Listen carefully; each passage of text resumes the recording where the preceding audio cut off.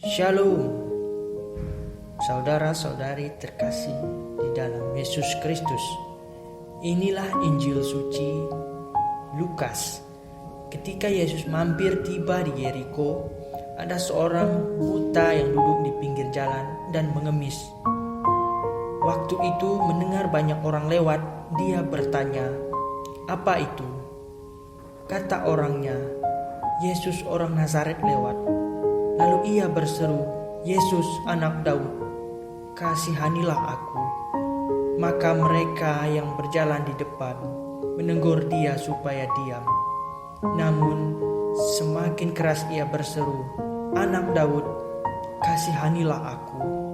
Lalu Yesus berhenti dan menyuruh pembawa orang itu kepadanya. Dan ketika ia telah berada di dekatnya, Yesus bertanya kepadanya, "Apa yang kau kehendaki agar aku perbuat bagimu?" Jawab orang itu, "Tuhan, supaya aku dapat melihat." Lalu kata Yesus kepadanya, "Melihatlah engkau, imanmu telah menyelamatkan engkau." Dan ketika itu juga melihatlah ia. Lalu ia mengikuti dia sambil memuliakan Allah. Seluruh rakyat melihat hal itu dan memuji-muji Allah. Wabah COVID-19 sudah merenggut jutaan nyawa warga dunia. Wabah ini bukan hanya berdampak pada kesehatan, melainkan juga perekonomian dunia. Begitu banyak perusahaan gulung tikar. Akibatnya terdapat pengangguran di mana-mana. Muara dari krisis ini juga berdampak pada kehidupan beragama, termasuk kehidupan bergereja. Singkatnya, dunia dan gereja saat ini sementara sakit. Gereja dan dunia butuh disembuhkan.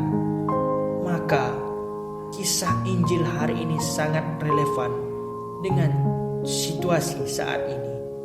Seperti orang yang buta berteriak minta tolong, "Yesus anak Daud, kasihanilah aku." Demikian juga saat ini, seperti orang yang buta berteriak minta tolong, "Yesus anak Daud, kasihanilah aku." Demikian juga saat ini, begitu banyak orang yang berteriak minta tolong untuk dibebaskan dari situasi rumit dan sulit ini. Si buta dipuji oleh Yesus karena ia memiliki iman yang kuat. "Melihatlah engkau, imanmu telah menyelamatkan engkau."